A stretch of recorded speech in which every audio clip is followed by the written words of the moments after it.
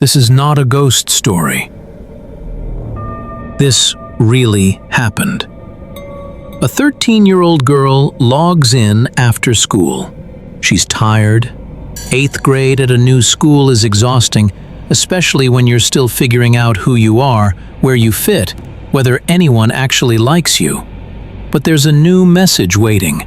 From a boy named Josh Evans, 16 years old according to his profile, lives nearby, homeschooled, so they've never met in person.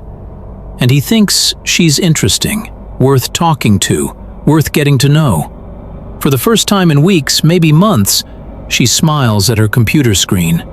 Her name was Megan Meyer. She lived in O'Fallon, Missouri, a quiet suburban town where nothing much happened and everyone knew everyone else's business. She had no way of knowing that Josh Evans didn't exist, that the person behind those messages wasn't a teenage boy at all, and she had no way of knowing that 6 weeks later, she would be dead. To understand what happened to Megan Meyer, you need to understand what the internet was like in 2006. MySpace was the platform. If you were a teenager, you had a profile, custom backgrounds, music playlists that auto-played when someone visited your page, top 8 friends lists that caused actual drama when someone got bumped down. It was where you existed online, where friendships were maintained, where crushes developed, where your entire social life played out in comments and messages and carefully curated profile pictures. Parents knew about MySpace, sure, but most didn't really understand it. They didn't realize how much of their children's emotional lives had migrated into those private message windows, those friend requests, those comments that could make or break your entire day. Cyberbullying was a term people were just starting to use. Schools didn't have policies about it yet. There were no assemblies warning students about online predators or fake profiles. No real understanding that words typed on a keyboard could be just as devastating as anything said face-to-face. Maybe more so. Because online, those words never went away. They stayed there, glowing on your screen, impossible to escape. Megan Meyer was, by all accounts, a normal teenager dealing with the normal struggles of being 13. She was bubbly when she was happy, goofy with her friends, close with her family. The kind of kid who lit up when she felt accepted, when she felt like she belonged. But she also struggled. She'd been diagnosed with attention deficit disorder and depression. She'd been in treatment since 3rd grade after telling her mother she'd thought about hurting herself. She took medication, antidepressants, mood stabilizers, medications that were supposed to help but came with their own risks. She had issues with her weight, with her self-image, with the cruel arithmetic of teenage social hierarchies. In 7th grade, she'd befriended the popular girls at Fort Zumwalt West Middle School, hoping it would make the boys who picked on her stop. Instead, those girls turned on her too. The bullying got worse. Her parents pulled her out, enrolled her at Immaculate Conception Catholic School for 8th grade, hoping a fresh start would help. It did, somewhat. She was making new friends. Things were better. But she was still vulnerable in ways her family recognized, still searching for validation, still desperately wanting to feel like someone saw her, understood her, thought she was worth caring about. That vulnerability, that completely normal teenage need to be liked, would make her the perfect target. In September 2006, despite her mother's reservations, Megan created a MySpace account. Within days, she received a friend request. Josh Evans, 16 years old. The profile picture showed an attractive teenage boy. According to his bio, he'd just moved to O'Fallon. He was homeschooled, which explained why they'd never met. He didn't have a phone number yet. Everything was new, still getting set up. He sent her a message. Friendly, interested. He thought she seemed cool from her profile. Did she want to talk? Megan was cautious at first. She asked her mother about it. Tina Meyer told her to be careful, that she didn't know this person, that he could be anyone. But Josh's messages were so nice, complimentary without being creepy, understanding. He asked about her day, her interests, her thoughts. He seemed to actually care what she had to say. They began messaging regularly, every day after school.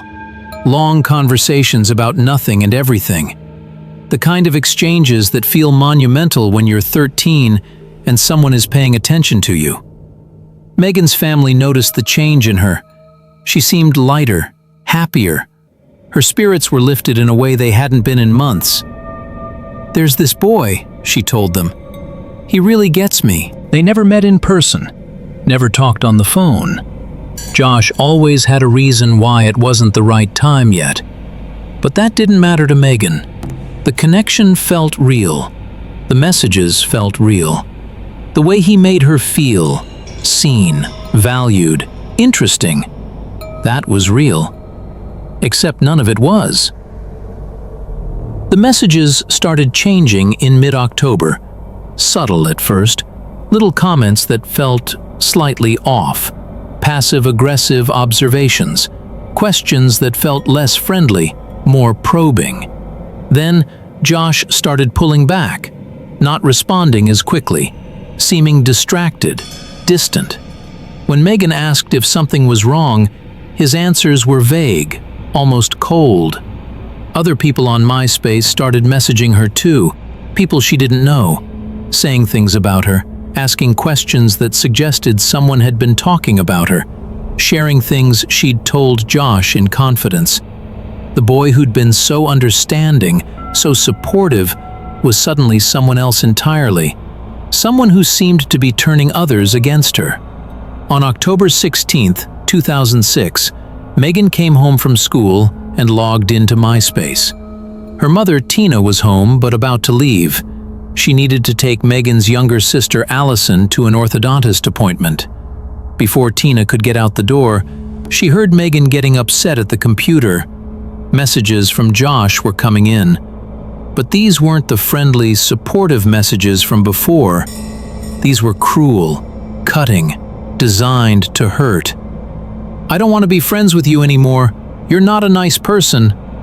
More followed. Other users were piling on, saying terrible things about her. Her private messages were being shared publicly. She was being humiliated in front of everyone she knew online, which, for a 13-year-old in 2006, felt like everyone who mattered. Tina told Megan to log off, to step away from the computer. She had to take Allison to the appointment, but Megan needed to get offline, right now. Megan was sobbing, but Tina had to go. She called from the car to check if Megan had signed off. She hadn't. She was still there, still reading the messages, still firing back responses in language so vulgar it shocked her mother. "You're supposed to be my mom!" Megan cried when Tina told her again to get offline. "You're supposed to be on my side!" Then she left the computer and ran upstairs. When Tina Meyer got home, she was angry. Angry that Megan hadn't listened, hadn't signed off when told to. Angry about the vulgar language her daughter had been using online. She and her husband Ron discussed it in the kitchen while making dinner. They talked about the cyberbullying, about what consequences should be, about how to handle this situation. 20 minutes passed, maybe less. Then Tina froze mid-sentence. Something instinctive, maternal, terrifying. She ran upstairs to Megan's room. Megan had hanged herself in her bedroom closet, with a belt. Her parents called 911, tried desperately to revive her. Paramedics arrived within minutes, worked frantically to save her life.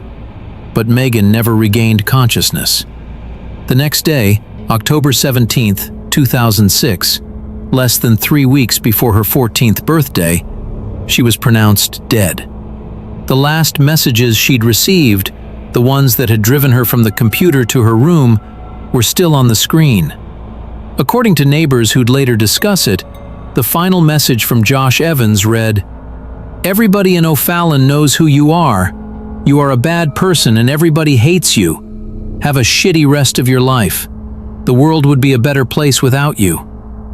Megan's response, typed through tears, "You're the kind of boy a girl would kill herself over." For weeks after Megan's death, her parents didn't know what had happened. They knew about Josh Evans, knew about the bullying, but they assumed he was just another cruel teenager doing what cruel teenagers sometimes do online. They were devastated, confused, searching for answers that didn't seem to exist. Then, about 6 weeks after the funeral, a neighbor approached them. Someone who knew something, someone who couldn't stay quiet anymore. "Do you know who Josh Evans really was?" she asked.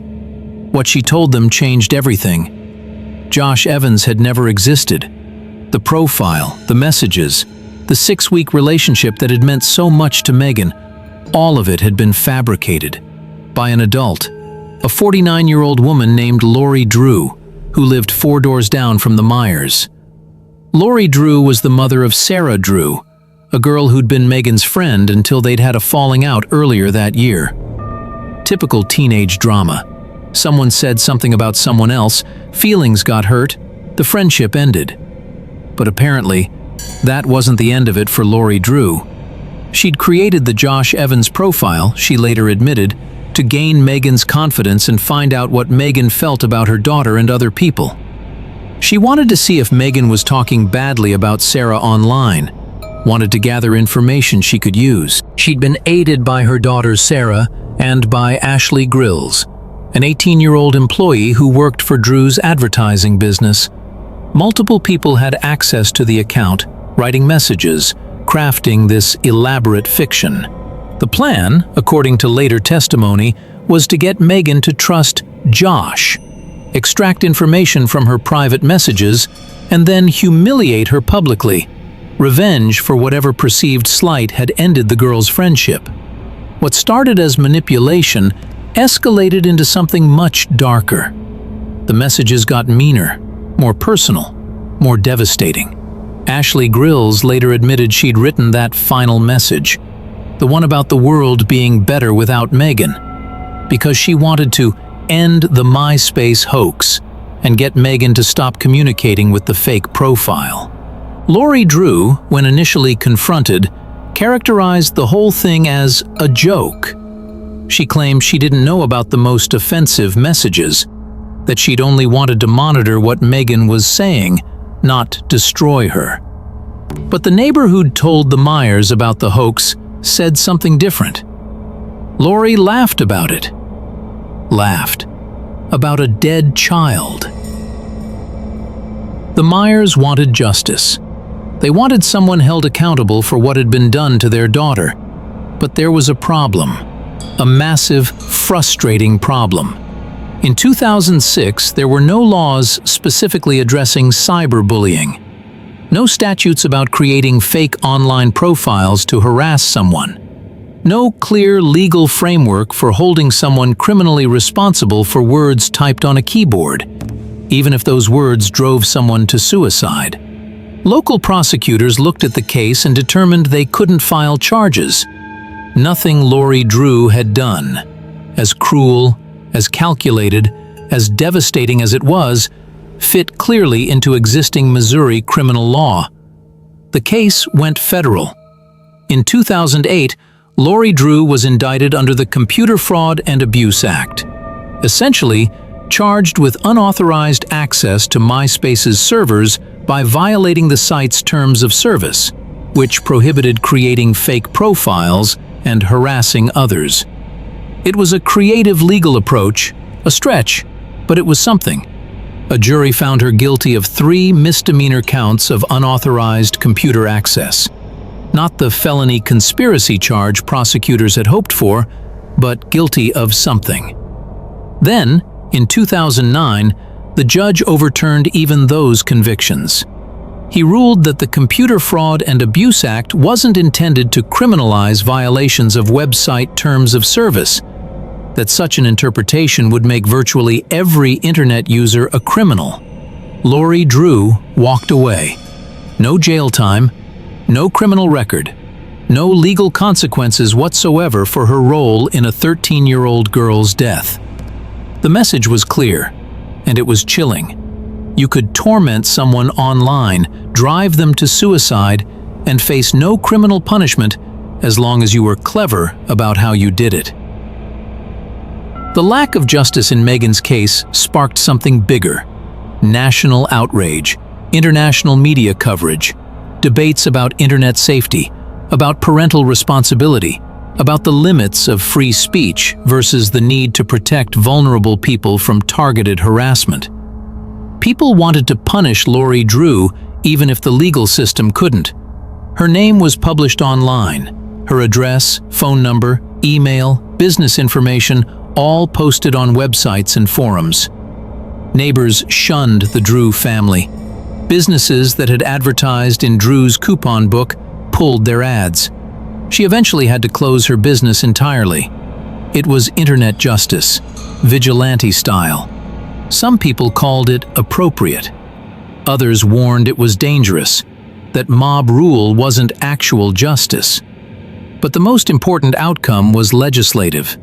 Cities and states began passing laws specifically addressing cyberbullying and online harassment. Missouri revised its harassment statutes to cover electronic communications and created enhanced penalties when adults targeted minors. The city of Dardenne Prairie, where Megan lived, passed an ordinance making online harassment a misdemeanor, punishable by fines and jail time.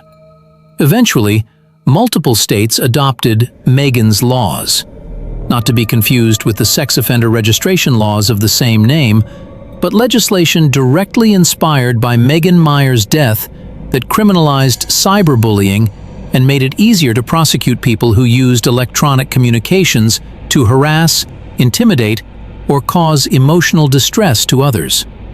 In 2009, Congresswoman Linda Sanchez introduced the Megan Meyer Cyberbullying Prevention Act, though it ultimately didn't pass due to concerns about free speech implications. But the conversation had changed. Schools started implementing cyberbullying policies. Parents became more aware of what their children were doing online. The idea that it's just the internet, and therefore not real or serious, that naive assumption began to die. Tina Meyer, Megan's mother, founded the Megan Meyer Foundation to promote awareness and education about bullying and cyberbullying.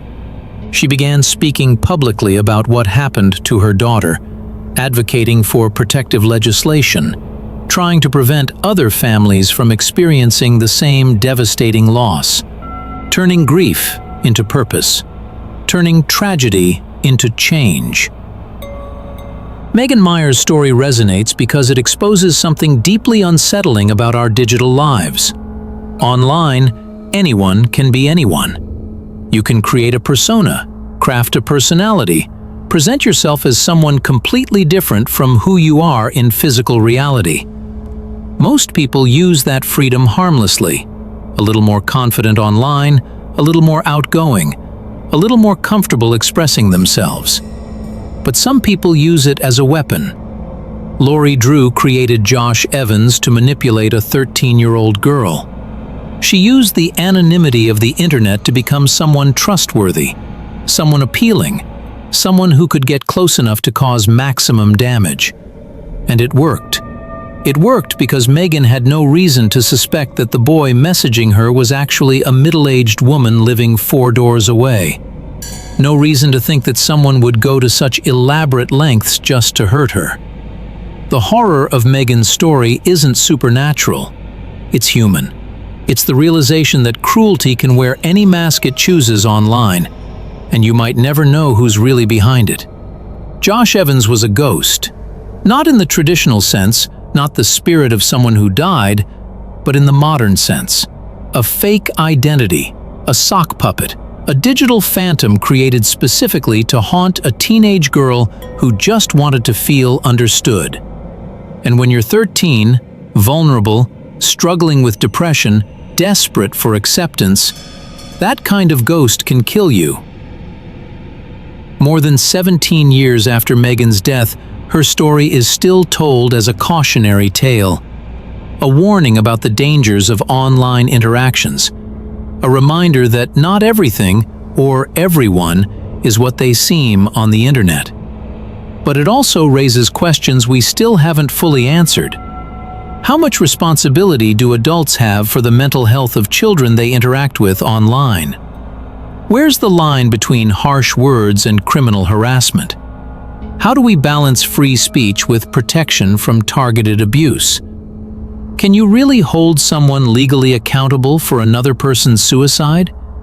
Even if their actions were cruel, even if they intended to cause emotional harm, does that make them a killer? The law says no. Morality says something more complicated. And there's another question, one that's almost harder to face. How many Josh Evans accounts exist right now?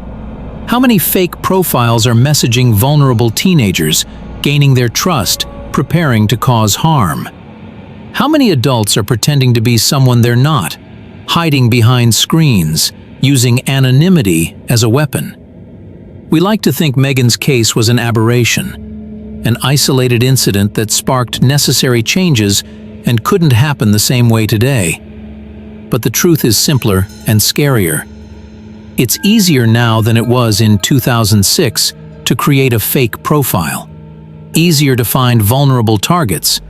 Easier to cause harm from a distance and walk away without consequences. The platforms have changed. MySpace is dead, replaced by Instagram, TikTok, Snapchat, Discord, whatever comes next. But the fundamental dynamic remains the same.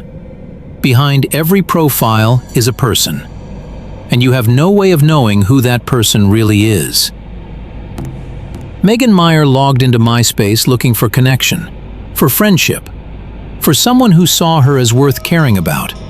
She found Josh Evans, and Josh Evans was everything she wanted to believe in: kind, understanding, interested in her specifically. But Josh Evans was a lie. An elaborate, calculated, devastating lie created by someone who should have known better, should have protected her, should have recognized that children are not pawns in adult revenge games. Megan couldn't have known. She was 13. She trusted what she saw on her screen because we're all taught to believe what we see, to accept what people tell us about themselves. By the time she realized Josh Evans wasn't who he claimed to be, it was too late. The damage was done. The words couldn't be untyped. The humiliation couldn't be undone. So she climbed the stairs to her bedroom, alone with her pain, and made a decision no 13-year-old should ever feel driven to make. The scariest part of this story isn't that it happened, it's that it could happen again, tomorrow, next week, to someone reading this right now. Because somewhere out there, behind a friendly profile picture and carefully crafted messages, someone is lying, and someone else is believing them. Thank you for watching this video. Sleep well. And remember, not everyone you meet online is who they claim to be.